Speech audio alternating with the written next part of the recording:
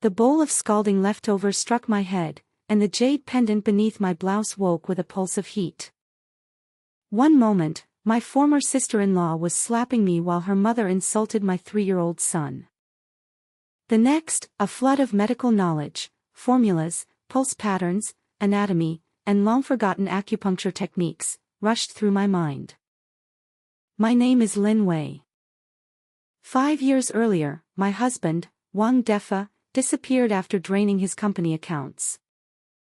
I obtained a court-ordered divorce after he was declared missing, yet his family continued treating me as unpaid labor and demanding an accounting of every yuan I earned.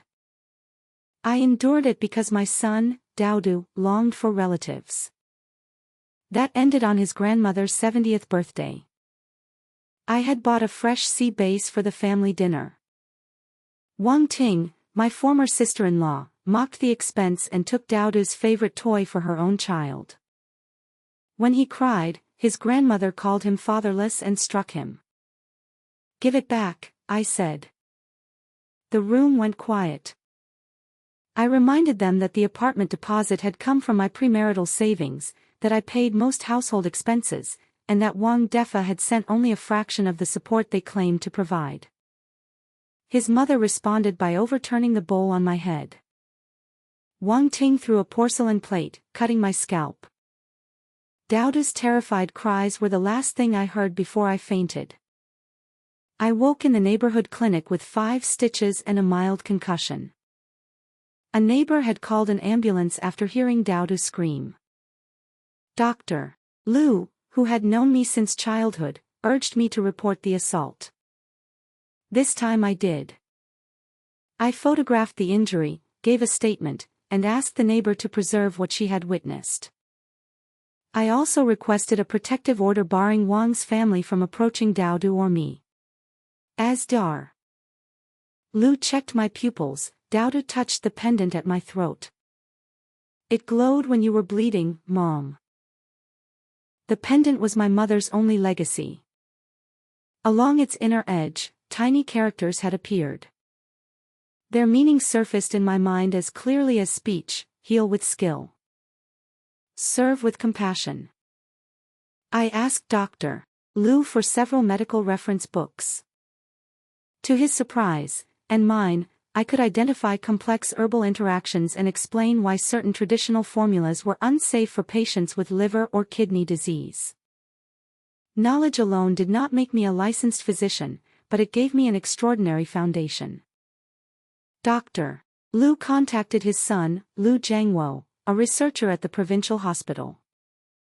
The next morning, under formal supervision, I reviewed anonymized case histories.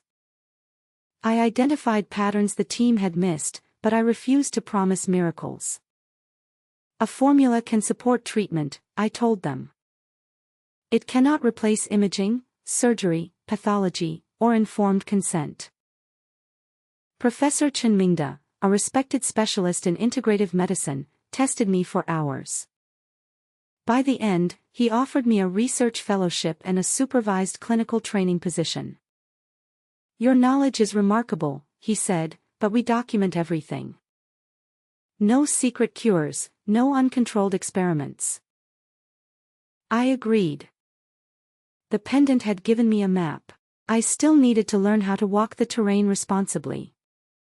In return for my help reviewing a historical formula, Liu Jiangwo located Wang Defa. He had fled to the capital with stolen company funds and used manuscripts taken from my late mother to obtain investment from the powerful Gu family's pharmaceutical group. The Gu family had been searching for the owner of a matching pendant for 5 years. Their steward, Gu Ming, called me that night. Wang Defa wanted to discuss Daodu's custody, he said, but the head of the Gu family also wished to meet me. I took Daodu to the capital with my attorney present. Gu Yan was 28, reserved, and known for rebuilding his family's medical companies after an internal scandal. The moment he saw my pendant, his composure broke. "Where did you get that?" "My mother, Lin Jing, left it to me." He produced its twin. His mother had received it after Lin Jing saved her life. Before dying, she had asked Gu Yan to find Lin Jing's daughter and return the medical archives the two women had protected together. Then Wang Defa entered, dressed in an expensive suit and pretending confidence. "Wei Wei, I'm successful now," he said. "We can remarry. Give me custody of Daodu, and I'll provide a better life for him." Gu Yan ended the performance by placing financial records on the table. Wang had stolen Lin Jing's manuscripts, impersonated her authorized heir, and obtained investment through fraud. The Gu group had frozen the deal and referred the evidence to investigators. The documents also revealed a more personal deception. 5 years earlier, while my mother was dying in the hospital, I had met Gu Yan. He was there caring for his own mother. Grief made us honest with each other, and a brief relationship began. We spent one night together by mutual choice before he was called overseas for emergency surgery on his mother. I wrote to him after discovering I was pregnant.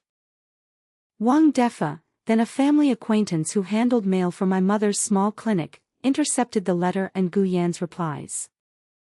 He told me Gu Yan wanted nothing to do with me, then offered marriage and claimed the child as his. Within months, he had access to my mother's papers. Soon afterward, he vanished with the money. DNA testing, performed with my consent and confirmed by an independent laboratory, established that Gu Yan was Daoda's biological father. Gu Yan knelt so that he was eye level with the child. "I didn't know you existed," he said. "That is not your mother's fault or yours. If you'll let me, I'd like to know you." Daoda looked at me before asking, "Will you disappear too?" "No," Gu Yan said. "Even if your mother never marries me, I will still be your father." That answer mattered more than any grand promise. I did not accept Gu Yan's proposal when he made it later that day. I needed time, independent legal advice, and proof that he respected my decisions. He agreed without argument. Back home, Wang's relatives tried one final time to control me. They demanded that Daoda retain the Wang surname and blamed me for the collapse of Wang Defa's fraudulent investment. When Wang Ting threw a glass at me, the security officer accompanying my attorney recorded the assault. I collected our belongings and left. The protective order was enforced, Wang Ting faced charges, and I ended every financial arrangement with the family. Daoda's records were amended only after a court reviewed the DNA evidence and my petition. No one changed his identity behind my back.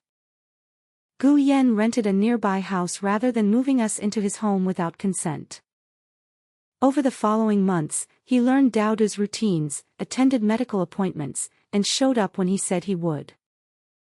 He did not buy my trust. He earned it.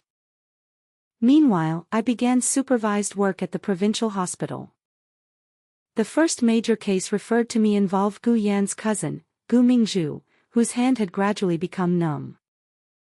Conventional tests had been inconclusive. Her pulse, symptoms, and a tiny injection mark suggested repeated exposure to aconitine. Toxicology confirmed it. Gu Mingzhu admitted that her mother, Zhao Xuemei, had been giving her calming injections while encouraging her to feign illness so Gu Yan would visit. Mingzhu had believed the scheme would create a romantic opportunity. She had not known the injections were poisoning her. She received emergency treatment and recovered. Her testimony opened an investigation into Zhao Xuemei, who had also visited our city shortly before my mother's suspicious death 10 years earlier. Professor Chen helped me trace my family history. My mother had been the last trained descendant of a medical household whose archive was scattered during years of conflict. Zhao Xuemei had attempted to obtain those records for the Gu pharmaceutical business she secretly controlled. When Lin Jing refused, Zhao arranged a falsified prescription that contributed to her death. This time, evidence existed: pharmacy logs, a preserved letter, bank transfers, and testimony from a retired employee. Investigators reopened my mother's case. Zhao was charged with poisoning, fraud, and obstruction. Gu Mingzhu entered counseling and cooperated rather than being treated as merely another villain. Wang Defa was arrested for embezzlement, investment fraud, identity deception, and theft of the manuscripts. The court also ordered restitution.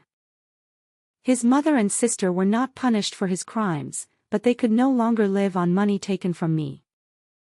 During the investigation, Gu Yan took me to my mother's grave. He had visited every spring at his own mother's request, never knowing where I had gone. "I can't promise that nothing will hurt you again," he said. "I can promise never to make decisions about your life without you." That was the first proposal I believed. We married a year later, after Dowda had come to know him and after I had completed another stage of clinical training. The ceremony was small. Professor Chen witnessed our vows, Lu Zhengwo complained cheerfully about being assigned too many errands, and Gu Mingzhu attended with her therapist's approval and a sincere apology. My medical work grew, but not through sensational claims. Every treatment was documented, peer-reviewed, and combined with modern diagnostics. The Pendants archive helped us reconstruct several lost formulas, some useful and some unsafe. We published both results. Knowledge, I learned, becomes medicine only when it can survive scrutiny. Years later, Dowda asked why I still wore the pendant if I no longer needed it to recall the formulas. "Because it reminds me where the knowledge came from," I said, "and what it is for." Outside my office, patients waited beside researchers and students. At home, Gu Yan was attempting dinner while Dowda corrected every step. My life was busy, imperfect, and finally free of fear. My mother had not left me a shortcut to power. She had left me a responsibility, and, through it, a path home.